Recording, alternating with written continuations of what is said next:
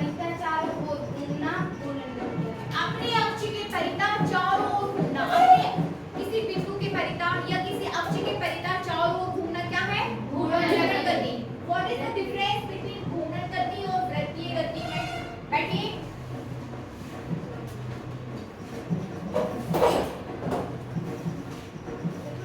घूर्णन गति लिखिए मत, ये सब समझने के लिए है आपको। घूर्णन गति और वृत्तीय गति में क्या अंतर है किरण? घूर्णन गति एक अक्ष पर घूमती है, एक केंद्र पर, लेकिन वृत्तीय गति केंद्र मानकर उसके चारों तरफ। ठीक है ना, बैठिए। देखिए घूर्णन गति को समझिए। क्या होता है कि आपके पास कोई एक पिंड है, ठीक है ना, यदि वो पिंड किसी कोण पर झुका हुआ है तो जिस कोण पर झुका हुआ है उसके अंतर्गत एक घूर्णन अक्ष आपकी क्रिएट हो जाती है, ठीक है ना, और वो पिंड अब तैयार हो जाता है यदि आप उस पर कोई बाह्य बल लगा रहे हो, ठीक है ना। गति तभी संभव है जब उस पर कोई बाह्य बल लगाया जाए, ठीक है। ये पिंड आपका रखा हुआ है और इस पिंड पर यदि आपने कोई बाह्य बल आरोपित किया तो ये गति करने लगता है, ठीक है ना। अभी इसकी गति कैसी है? रैखिक गति, ठीक है। Is that clear? अभी गति कैसी है इसकी? रैखिक गति।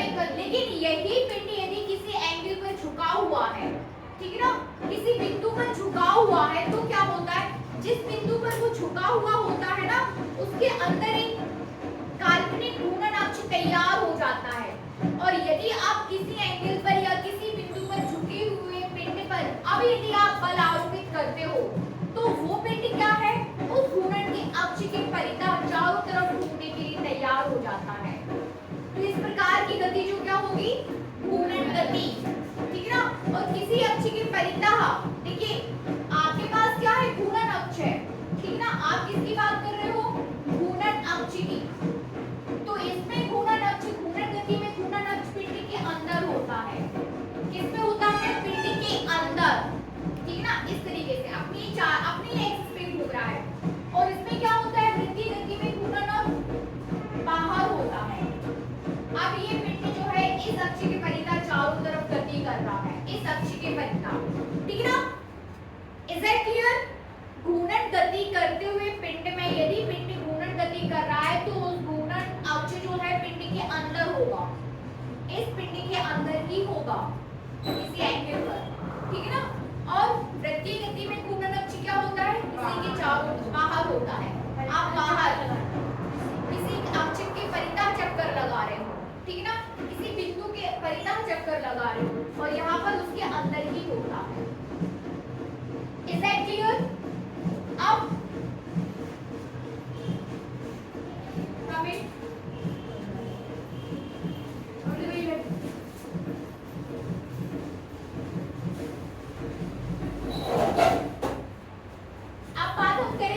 रैखिक गति की बात कर रहे हो, आप घूर्णन गति की बात कर रहे हो। रैखिक गति में आपके पास कई सारे टर्म्स आते हैं, जैसे कि विस्थापन आता है ना। विस्थापन की आप बात करते हो तो वो विस्थापन आपका रैखिक विस्थापन हो जाता है, रैखिक विस्थापन। तो यहाँ पर कौन सा विस्थापन हो जाएगा? कोणीय विस्थापन। कोणीय विस्थापन। कौन सा विस्थापन? कोणीय विस्थापन।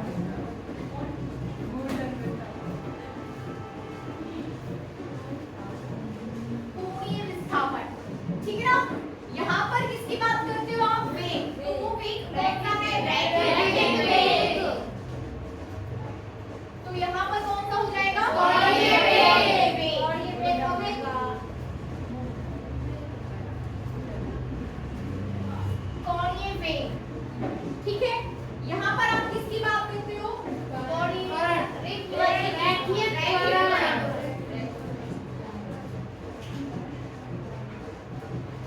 तो यहाँ पर क्या हो जाता है? कोणीय त्वरण।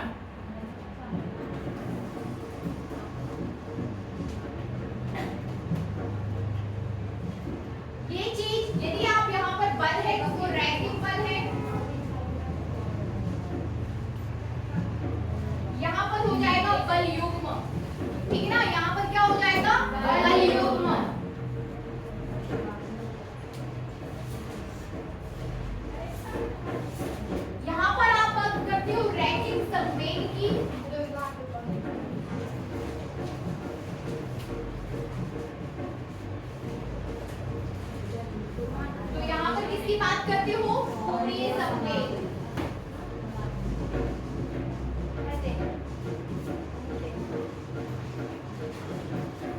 समझ आ रहा है? ये सारी चीजें समझ आ रही हैं?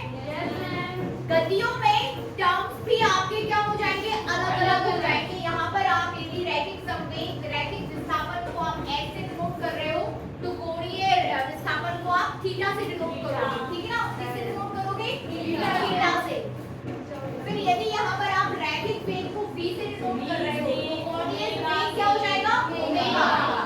यहाँ पर यदि आप रैखिक त्वरण को a से डिनोट कर रहे हो तो ये हो जाएगा आपका अल्फा। रैखिक बल F, बल युग्म और बल युग्म का आघूर्ण दोनों एक साथ ही लगते हैं, ठीक है ना? बल युग्म और बल युग्म आघूर्ण, ठीक है? बल युग्म आघूर्ण को आप टार क्यू से डिनोट करते हो, किससे? टार क्यू से।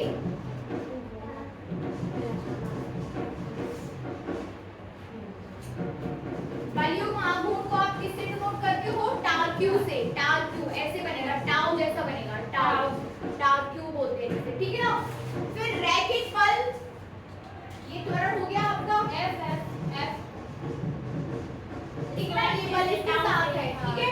इसके बाद हम बात कर रहे हैं कि इसकी रैखिक संवेग। रैखिक संवेग को आप v से डिनोट कर रहे हो तो कोणीय संवेग को L से, किससे? L से, कैपिटल L, कोणीय संवेग, ठीक है ना? Is that clear? Yes ma'am. ठीक है, तो ये सारे टर्म्स आपको आना चाहिए। अब आप पूरी गति पढ़ने जा रहे हो तो अभी आप सिर्फ इन टर्म्स को सीखें कि कहाँ पर किससे डिनोट किया जा रहा है। यदि कहीं L लिखा है तो वो कोणीय संवेग है, ओमेगा लिखा है तो कोणीय वेग है, अल्फा यदि कहीं लिखा हुआ है तो वो कोणीय त्वरण है, ठीक है ना? वैसे ही कोणीय विस्थापन आपका थीटा हो जाता है, ठीक है? अब दूसरी बात, इनकी डेफिनेशंस देख लेते हैं। आप कंपैरिजन करके इनकी डेफिनेशंस को देखिए, कंपैरिजन करके, तुलना करके। जैसे रैखिक विस्थापन की क्या परिभाषा है? रैखिक विस्थापन की परिभाषा क्या है? विस्थापन बताइए। किसी वस्तु की प्रारंभिक तथा अंतिम स्थिति के बीच की न्यूनतम दूरी को, ठीक है ना? प्रारंभिक तथा अंतिम के बीच की न्यूनतम दूरी आपका क्या हो जाता है? रैखिक विस्थापन, ठीक है? बैठिए। अब क्या है, आपने किसी बिंदु पर आपके जो है पिंड झुका हुआ है, उस पर आपने बल लगाया। बल लगाने से क्या होगा? वो और झुक जाएगा, ठीक है ना? और वो गति करने के लिए आपका तैयार हो जाएगा। तो उसकी अंतिम प्रारंभिक स्थिति तथा अंतिम स्थिति के बीच जो डिफरेंस होगा वो क्या हो जाएगा? उसका कोणीय विस्थापन, ठीक है ना? That is denoted by d theta. तो d थीटा आपका क्या हो जाएगा? θ1 माइनस θ2, ठीक है ना? d थीटा क्या हो जाएगा? θ1 माइनस θ2, जहां पर θ1 आपका प्रारंभिक स्थिति को बताएगा और θ2 आपकी अंतिम स्थिति को बताएगा। विस्थापन, ठीक है ना? कोणीय विस्थापन, आपका पिंड जो है उसके कोण में अंतर आया है, पहले किसी एंगल पर था फिर किसी दूसरे एंगल पर हो गया, ठीक है ना? तो प्रारंभिक माइनस अंतिम, तो ये हो जाएगा आपका कोणीय विस्थापन, ठीक है?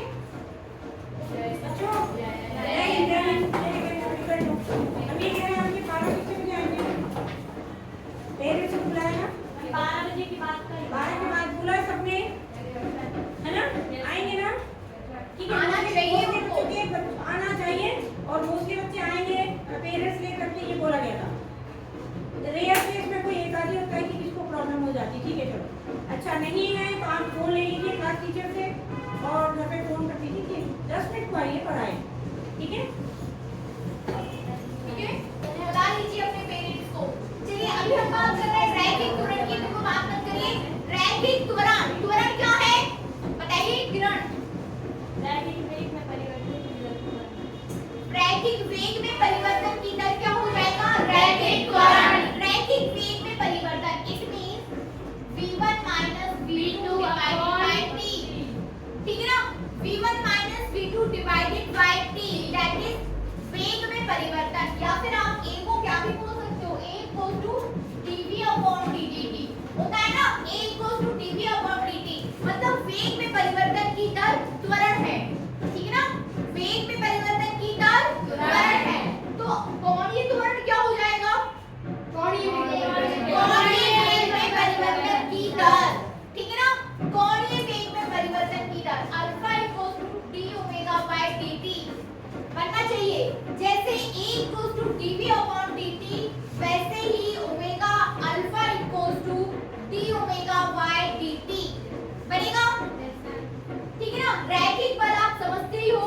बल को आप यहाँ पर F से डिनोट कर रहे हो, तो बल आघूर्ण को आप W से डिनोट करोगे, ठीक है ना। यहाँ देखिए बल और बलयुग में अंतर समझिए, बल और बलयुग में अंतर समझिए, ठीक है।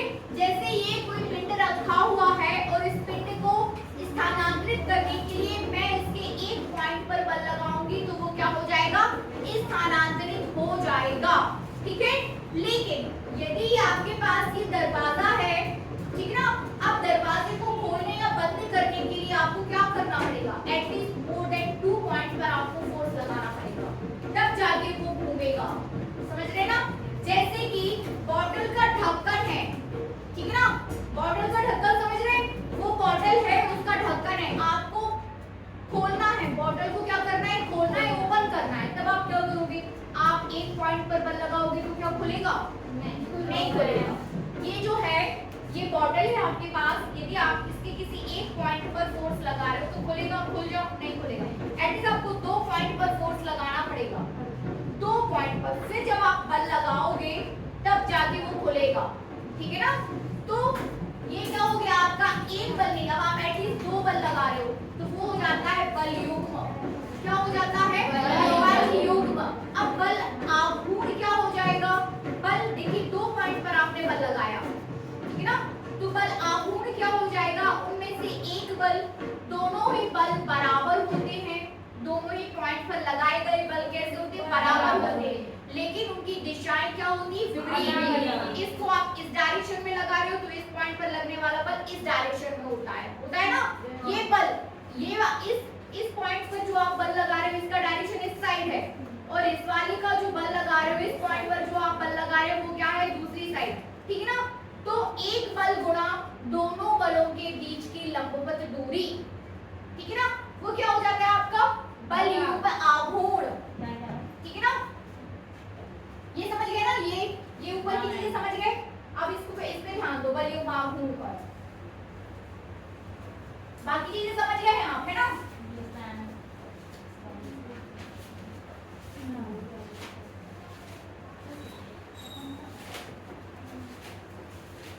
अब इसको समझिए, बल युग्म आघूर्ण, बल युग्म समझ गए, ठीक है। अब इसको देखिए बल युग्म आघूर्ण,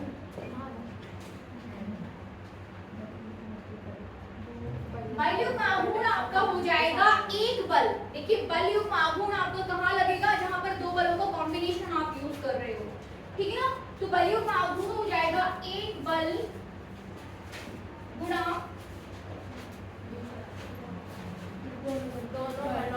दोनों बलों के बीच की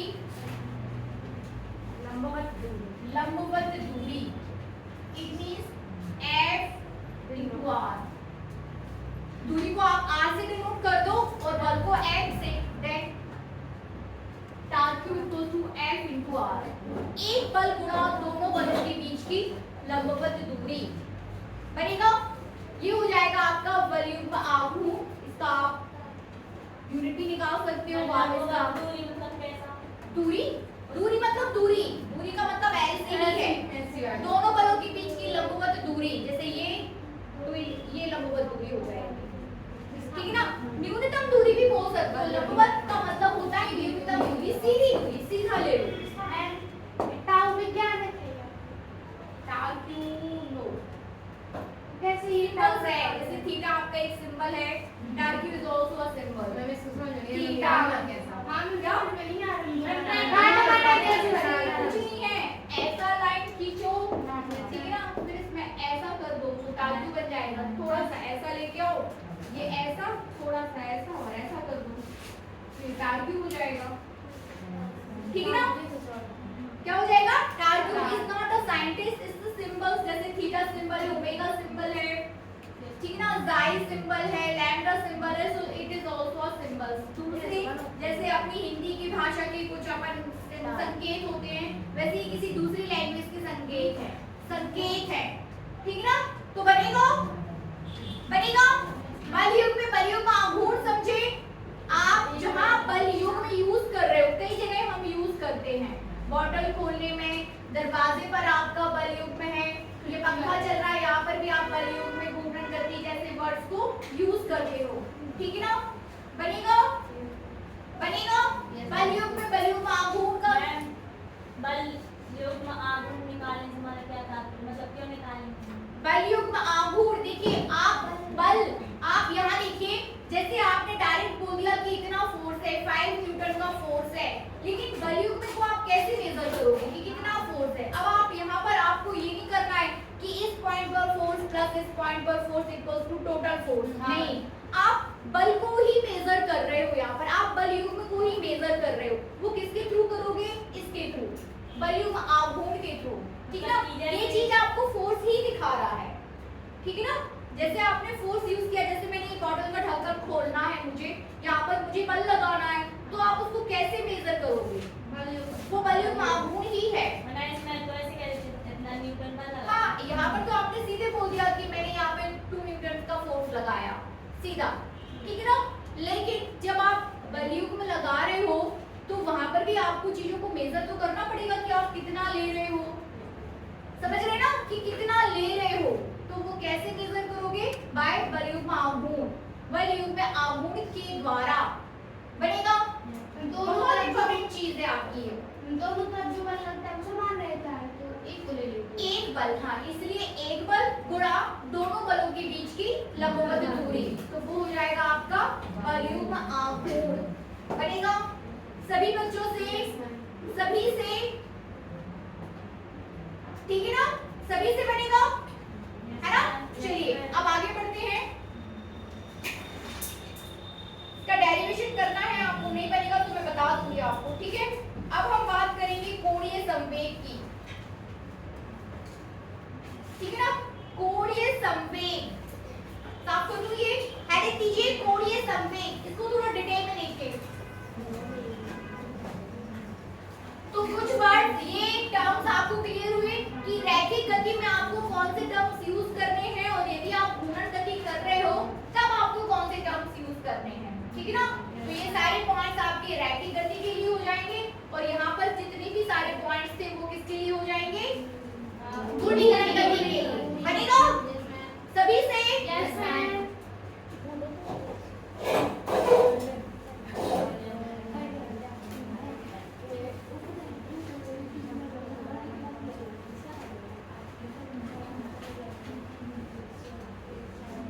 ठीक है ना? अब कोणीय संवेग समझिए, कोणीय संवेग। तो रैखिक संवेग क्या होता है बताइए?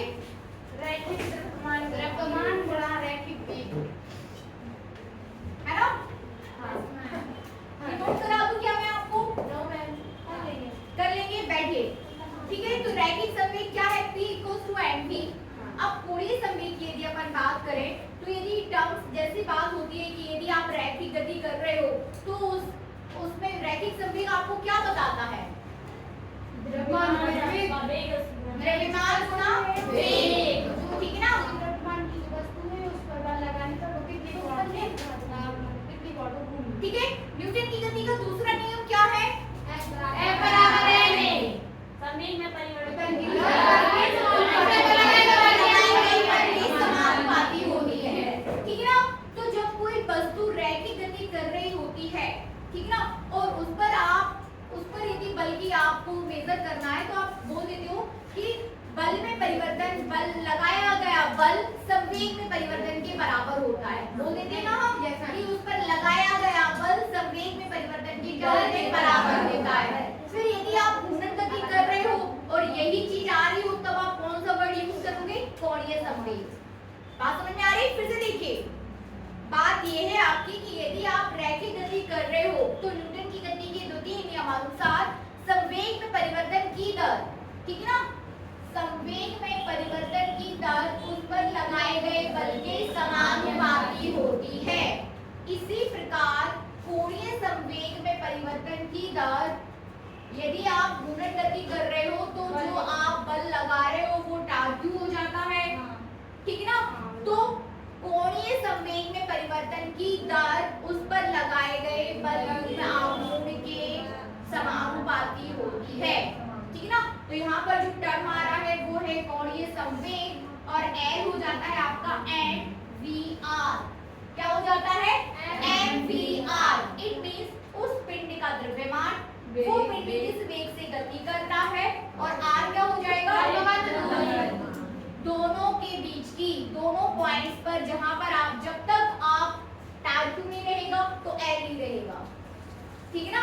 बल लगाओगे तभी आप संवेग की बात करोगे, उसी प्रकार जब आप बलयुक्त आघूर्ण लगाओगे तभी आप कोणीय संवेग की बात करोगे, ठीक है ना।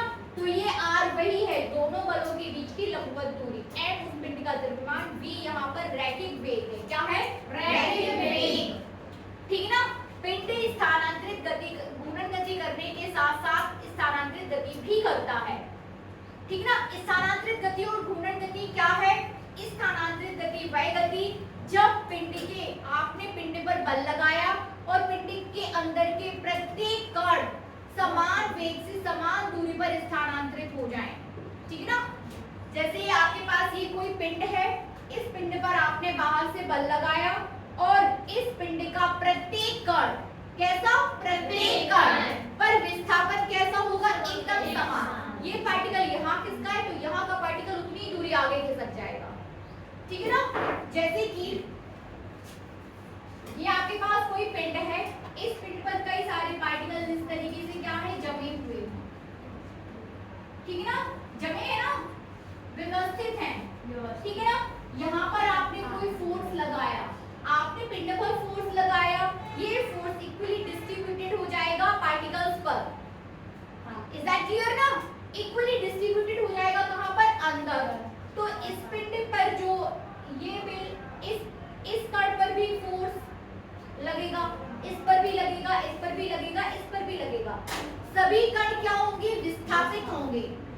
विस्थापित होंगे तो गति भी करेंगे, ठीक है ना। गति करेंगे, विस्थापित होंगे। आपने बल लगाया तो वो गति करेंगे, गति करेंगे इट मींस विस्थापित होंगे। अब क्या होगा? ये कण जितनी दूरी विस्थापित होगा, ये वाला कण भी उतनी आगे चल गए, मतलब ये वाला यहाँ आ जाएगा तो ये वाला यहाँ, तो ये वाला यहाँ। इस तरीके से समान वेग और समान दूरी के साथ क्या हो जाएंगे? विस्थापित। तो ये हो जाएगी आपकी स्थानांतरित गति, ठीक है ना। और यदि पिंड आपका किसी एंगल पर झुका हुआ है, फिर यदि आप उस पर बल लगा रहे हो तो वो पिंड किसी अक्ष के परितः क्या करेगा? घूमने लगेगा, वो आपकी घूर्णन गति हो जाएगी। तो जब पिंड ये चीज पॉसिबल है कि पिंड यदि घूर्णन गति कर रहा है तो साथ साथ उसके पार्टिकल्स जो हैं, ठीक है ना, कण हैं, घूर्णन गति के साथ साथ स्थानांतरित गति भी कर सकते हैं, ठीक है ना। Is that clear? नहीं समझ आ रहा? कि यदि ये वाला पिंड घूर्णन गति कर रहा है तो इसके अंदर के कण जो है घूर्णन के साथ साथ स्थानांतरित, मतलब दो प्रकार की गतियां एक साथ संभव हैं, ठीक है ना। दो प्रकार की गतियां जो है एक साथ संभव हैं, मतलब कि मैम वो घूर्णन के साथ साथ स्थानांतरित गति भी कर सकते हैं, ठीक है ना, संभव है। लेकिन यदि स्थानांतरित गति हो रही तो सिर्फ और सिर्फ स्थानांतरित गति ही हो रही है, नहीं हो रही है, ठीक है ना। तो ये समझ में आया कि L के साथ V क्यों ले रहे हैं? इसलिए V आया है यहाँ पर रैखिक वेग। अब फिर से देखिए, P आपका P इक्वल्स टू mv रैखिक संवेग, वैसे ही कोणीय संवेग हो जाता है mvr। क्या हो जाता है? उस पिंड का द्रव्यमान, उस पिंड का वेग और दूरी, ठीक है ना। याद कर लो, P इक्वल्स टू mv और L इक्वल्स टू mvr। याद करिए। 15 में चिन्ह दे तो मैं 15 है कि 16? ये अभी बदली आ गई ना, 15 हो गए, 2 2 4 2 6 2 8 15। आजकल बच्चे एब्सेंट हो रहे हैं, ये चलेगा नहीं। मैं अपने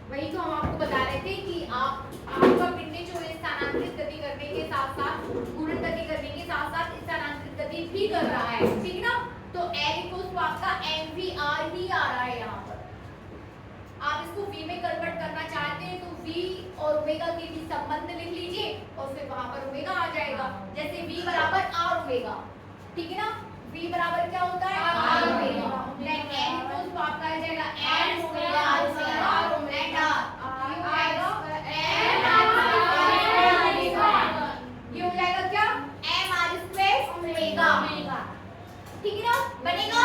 अब हेडिंग कीजिए कोणीय संवेग, इसको थोड़ा सा लिखिए। रैखिक गति में कण के द्रव्यमान P, हाँ, रैखिक गति में कण के द्रव्यमान P तथा वेग V के गुणनफल को लिखिए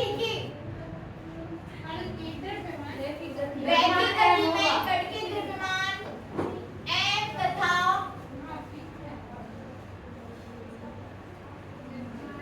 वेग V को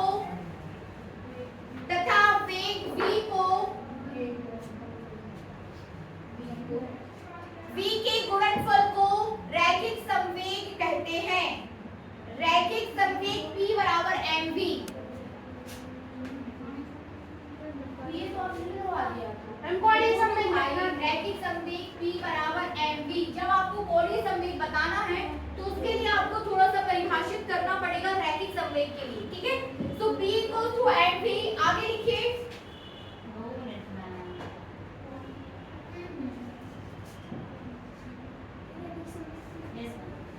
अब यदि कण किसी अक्ष के परितः, अब यदि कण किसी अक्ष के परितः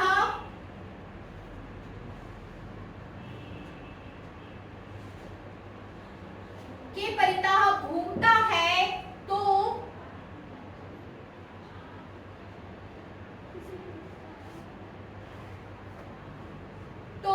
कण के रैखिक संवेग का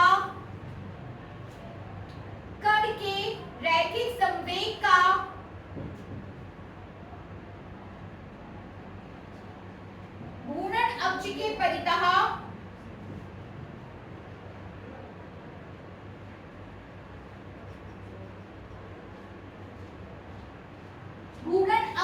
परितः आघूर्ण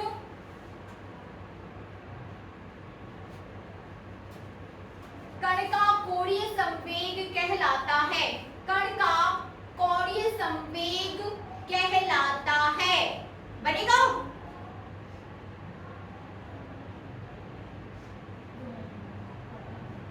कण का कोणीय संवेग कहलाता है, ये वर्ड्स में हो गया आपका। जैसे अभी तक आप पढ़ रहे थे N इक्वल्स टू mvr, आपने बोल दिया pr, N equals to pr, तो इसको किस तरीके से शब्दों में बोलेंगे? आप बोल दो कि रैखिक संवेग का, ये r आपको अक्ष की दूरी बताएगा, ठीक है ना, उस पिंड की अक्ष से दूरी, ठीक है। तो रैखिक संवेग का किसी अक्ष के परितः आघूर्ण, ये वर्ड्स में है। ये जो आपका मैथमेटिकल लिखा है ना L equals to pr, P को आप क्या बोलते हो? रैखिक संवेग, ठीक है ना। P को आप क्या बोलते हो? रैखिक संवेग, रैखिक संवेग। तो आपको ये नहीं बोलना है यहाँ पर कि रैखिक संवेग का दूरी के साथ गुणनफल कोणीय संवेग कहलाता है, ये गलत है, ठीक है ना। आप यदि इसको ऐसे बोल दो कि रैखिक संवेग का दूरी के साथ गुणनफल कोणीय संवेग है, तो ये गलत है। आपको क्या बोलना है? रैखिक संवेग का घूर्णन अक्ष के परितः आघूर्ण, ठीक है ना। रैखिक संवेग का घूर्णन अक्ष के परितः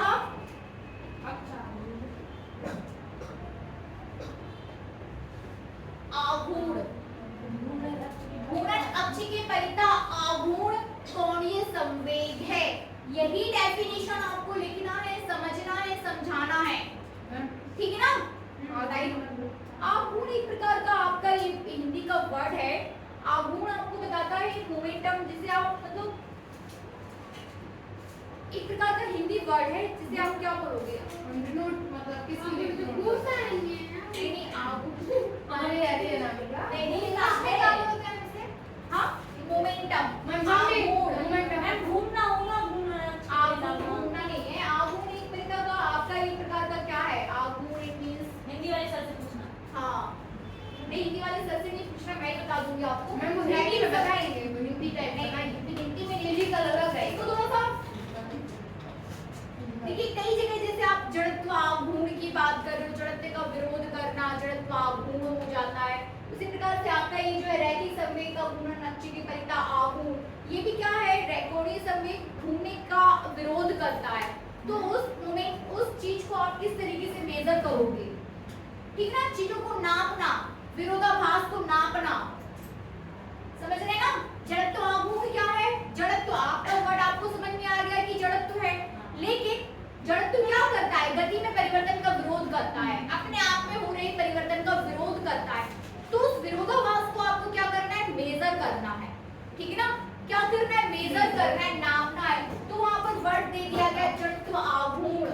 इसी प्रकार कोणीय, इसी प्रकार क्या है, घूर्णन अक्ष की परिता आघूर्ण, रैखिक संवेग का घूर्णन अक्ष की परिता आघूर्ण, ये भी एक प्रकार का क्या है, विरोधाभास। मतलब इस यदि ऐसा हो रहा है तो आप उसको कैसे मेजर करोगे, ठीक है ना।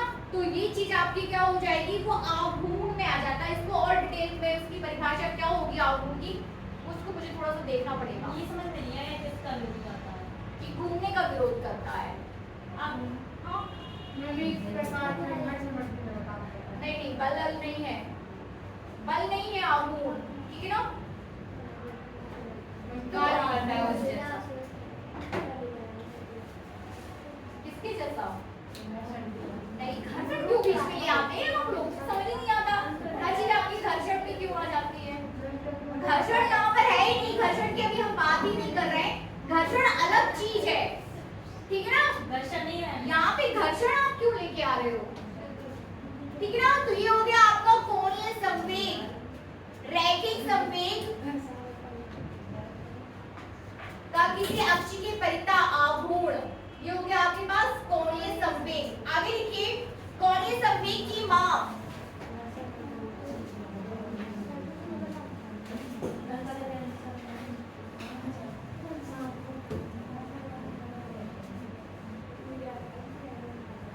कोणीय संवेग की माप,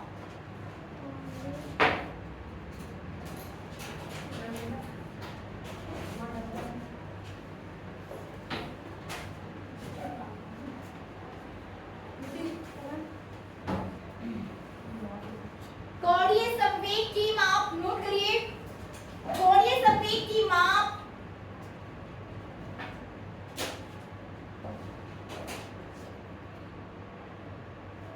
कण के रैखिक संवेग,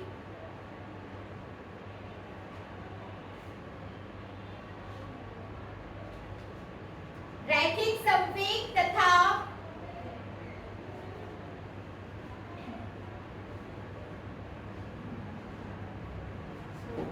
संवेग तथा घूर्णन अक्ष से, घूर्णन अक्ष से कण की गति की दिशा पर निर्भर करती है। घूर्णन अक्ष से कण की गति की दिशा पर निर्भर करती है।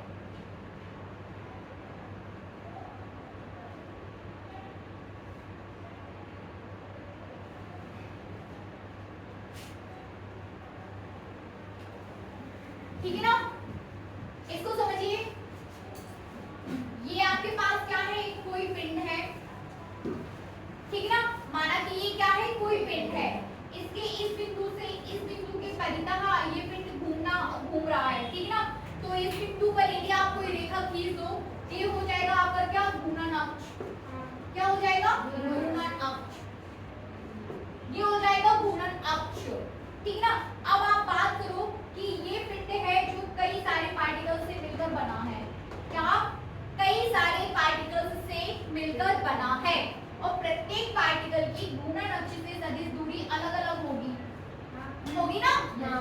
सभी की दूरी क्या होगी, अलग अलग। तो ये जो r है ये वही है, r क्या है, उस कण की, उस पिंड की इस घूर्णन अक्ष से दूरी, ठीक है ना, समझ रहे। पिंड आपका कई सारे पार्टिकल से मिलकर बना है, इज दैट क्लियर, ठीक है। अब यदि प्रत्येक पार्टिकल के आप संवेग की बात करो, किसकी बात करो, संवेग, या फिर कोणीय संवेग की बात करो, तो उसमें आपको इस पिंड का, इस पार्टिकल का रैखिक संवेग P1 into R1 करना पड़ेगा यदि आप पहले पार्टिकल की बात करो, ठीक है ना। इसी तरीके से संपूर्ण पिंड का कोणीय संवेग क्या हो जाएगा L, और वो हो जाएगा अलग अलग पार्टिकल्स के कोणीय संवेग का सदिश योग, ठीक है ना।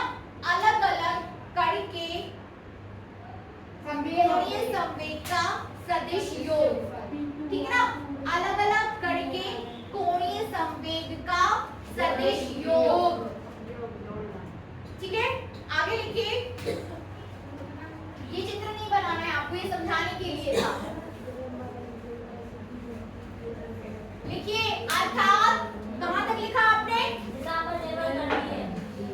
दिशा पर निर्भर करती है, अर्थात किसी कण का कोणीय संवेग, याद कर लो, कोणीय संवेग बराबर रैखिक संवेग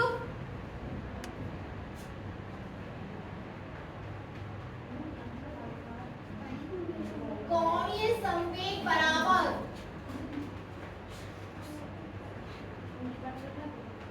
रैखिक संवेग इनटू घूर्णन अक्ष से दूरी इनटू घूर्णन अक्ष से लंबवत दूरी।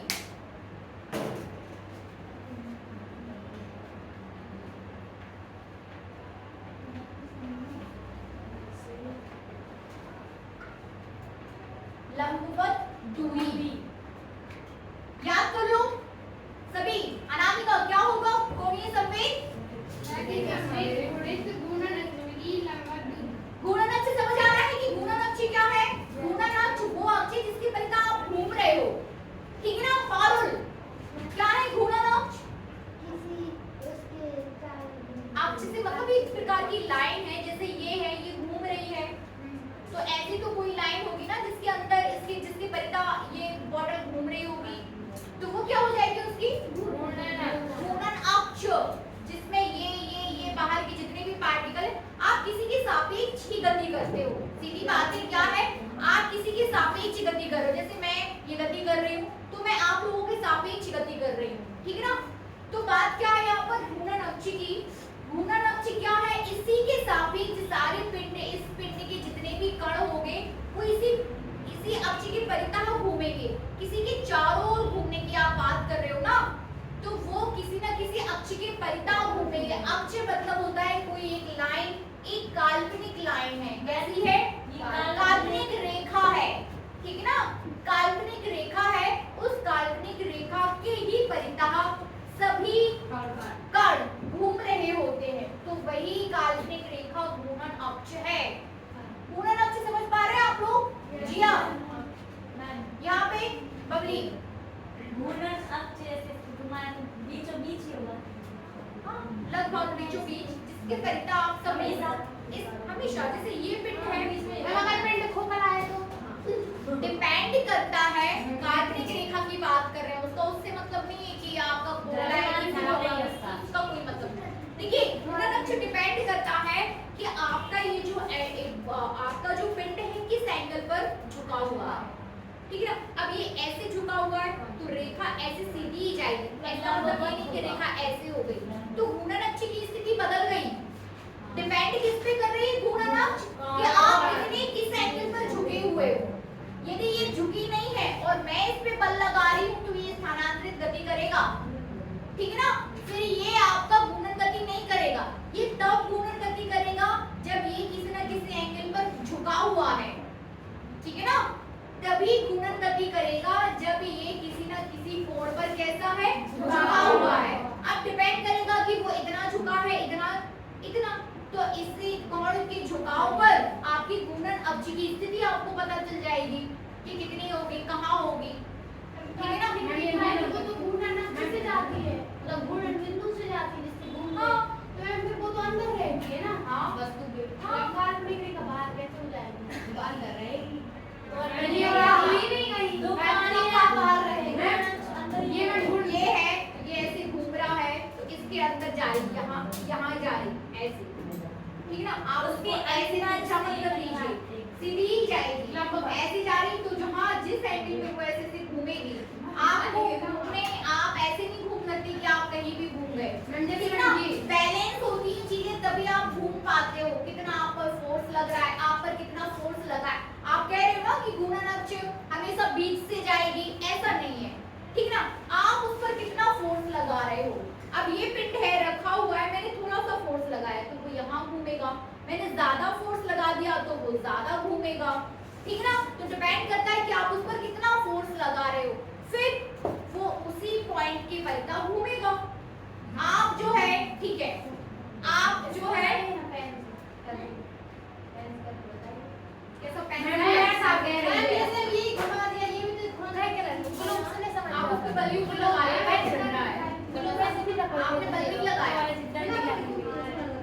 नहीं, लगाना पड़ेगा ना। मैंने ये बात लगाया एक पॉइंट पे, तब तो नहीं घूमेगा। ये मैंने कौन सी गति है, ये घूर्णन गति है,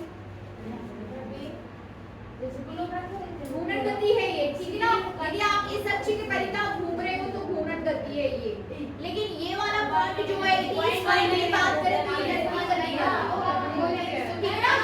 इस वाले पॉइंट की बात करें तो इस अक्ष के परिता, यदि ये इस अक्ष के परिता घूम रहा है तो फिर ये क्या है, वृत्तीय गति, वृत्तीय गति, ठीक है ना। जैसे ये पिंड है और ये अपने पॉइंट्स पे घूम रहा है इस रॉड के परिता, इस रॉड के परिता, तो ये क्या है, घूर्णन गति है। अब आपकी ये जो इसके पैन के अंदर ये जो रॉड है वो घूर्णन अक्ष हो जाएगी, वो भी तो ठीक है ना। हाँ तो घूमने दो ना उसको भी, कोई दिक्कत नहीं है। मैम उसका भी तो कोई घूर्णन अक्ष होगा। उसका भी होगा, या कर लो उसके अंदर चले जाओ, मतलब हर उसका में एक में होता ही होगा, कोई ऐसा होगा इसका नहीं। तो आपने कहा किसी पर कॉर्ड पर पर भी तो ऐसे घूम सकती, कॉर्ड पर कैसे घूर्णन। देखिए कोई क्या पिंड अपने आप घूर्णन करेगा क्या, कोई अपने आप अपनी गति को परिवर्तित कर लेगा नहीं। जब तक कि आप उस पर कोई बाह्य बल नहीं लगा रहे हो तब तक कि वो अपने आप को परिवर्तित नहीं करेगा। अब देखिए बल, अब बल पे भी डिपेंड करेगा कि आप उस पर किस प्रकार का बल लगा रहे हो कि वो चारों तरफ घूमे। अब ये पेंट रखा हुआ है और मैंने इसके एक पॉइंट पे बल लगा दिया तो क्या वो चारों तरफ अपने अक्ष पे घूमेगा, नहीं। वो कौन सी गति करेगा, वो स्थानांतरित गति करेगा, ठीक है ना। वो कौन सी गति करेगा, स्थानांतरित गति। अब घूर्णन गति कराने के लिए आपके पास अलग अलग प्रकार से आप उसको करा सकते हो। एक तो वो कि आप उसकी दो जगह फोर्स लगा दो, यदि मैं इस बिंदु पर बल एक बार में लगा रही हूँ तो वो ऐसे घूमेगा, ठीक है ना। जैसे ये रखा हुआ है, यदि मैं इसको ऐसे बल लगा दूं तो वो स्थानांतरित गति करेगा, लेकिन मैं यहाँ और यहाँ एक पर इस दिशा में और एक पर इस दिशा में ऐसे बल लगा दूं तो वो चारों तरफ घूमने लगेगा, ठीक है ना। तो एक तो ये हो गया कि आपने इसको घूर्णन गति करा दी, ठीक है। अब दूसरे तरीके से क्या होगा, यदि पिंड आपका ऐसे झुका है, झुका हुआ रखा है और फिर आप उस पर बल लगा रहे हो तो वो घूमने की कोशिश करेगा, वो स्थानांतरित गति नहीं करेगा, वो क्या करेगा, घूमने की कोशिश करेगा। मतलब यदि किसी एंगल पर झुका है और आप उसके एक ही पॉइंट पर बल लगा रहे हो तो वो घूर्णन गति करेगा। यदि पिंड आपका ऐसा रखा है और उसके दो पॉइंट पर बराबर और विपरीत दिशा में बल लगा रहे हो, एक दिशा में नहीं, एक बार आगे तो एक बार पीछे, तो वो घूमेगा, सीधी सी बात है, तो घूमेगा वो, फिर वो स्थानांतरित गति नहीं करेगा, ठीक है ना। ये तो प्रति गति हो गई, ठीक है। ये हो गया आपका कोणीय संवेग, ये हो गया क्या आपका कोणीय संवेग। लिखिए L equals to R cross P equals to, sorry कोणीय संवेग L equals to हो जाता है RP sin थीटा। लिख लीजिए इसको डायरेक्ट, RP sin थीटा या फिर PR sin थीटा, ऐसे लिख लो PR sin थीटा। जब किसी कॉल पर झुका हो हाँ, PR sin थीटा, जहाँ पर P रैखिक संवेग तथा RP sin थीटा लंबवत दूरी है, ठीक है ना। जब आप उसको सॉल्व करोगे ना तो sin थीटा के फॉर्म में आता है। ये लंबवत दूरी यदि आप निकालोगे ना, हमें वो तो थोड़ा इसलिए आएगा, नहीं उनका कहना है कि cos थीटा क्यों नहीं है, ठीक है ना। तो cos थीटा बराबर क्या होता है, जब आप लंबवत दूरी की बात करोगे ना तो फिर वो r sin थीटा ही आएगा, ठीक है ना। लंब बराबर, हाँ लंब sin थीटा बराबर क्या होता है, लंब टेकन, इसलिए वो लंब निकालने के लिए आपको r sin थीटा करना पड़ा, ठीक है ना।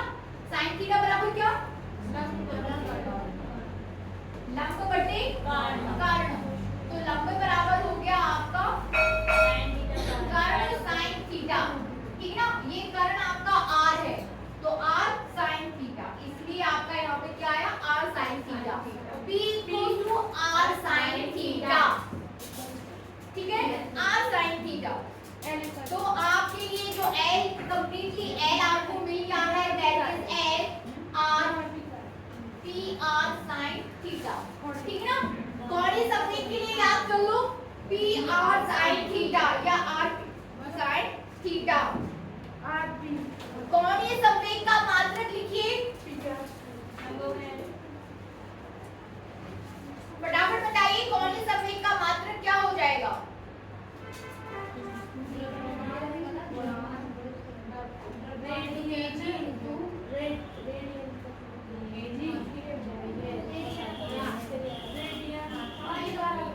कौड़ी संवेग का मात्रक